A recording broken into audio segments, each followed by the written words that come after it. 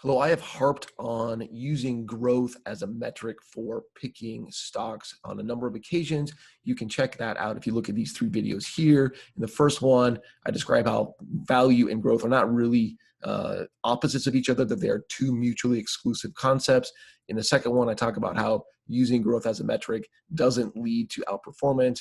Looking at it in a variety of ways, including perfect foresight, does not help you pick winners. And then in the third one, I talk about why that might be the case. Now, that being said, value has gone through a rough period. It has underperformed considerably. In fact, over the last 3 years, it's the worst 3 years on record. Now, for the purposes of this conversation, when we talk about value, we're talking about book to market. And when we're talking about growth, we're talking about still book to market on that same scale. So we're talking about cheap versus expensive in this case. But again, if you look at that first video, that really shouldn't be talking about it this way. We should be talking about expensive versus cheap and not growth versus value. But the way these charts are set up, it's going to be growth versus value. But in the back of your head, think cheap versus expensive. So here we can see that over the long run, value stocks outperform on average by 4.54%.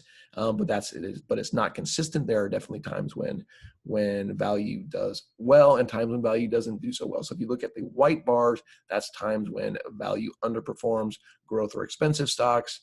And we are currently, as you can see, in a period where over the last decade, that's been the case more often than it hasn't been. Let's go ahead and take a look at the pricing of kind of growth stocks and the pricing of value stocks. Again, cheap versus expensive.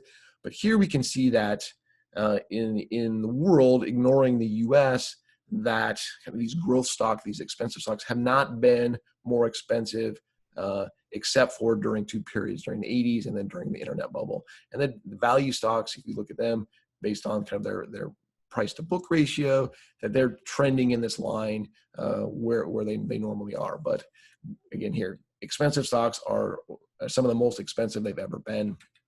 If we look at just the emerging markets, we can see that these expensive stocks have never been higher. They're at an all-time high, which is a little bit worrying. And if we go to the US, again, we see that in the US, the expensive stocks have never been higher. They're higher than they were during the internet bubble, et cetera. So we know how that ended.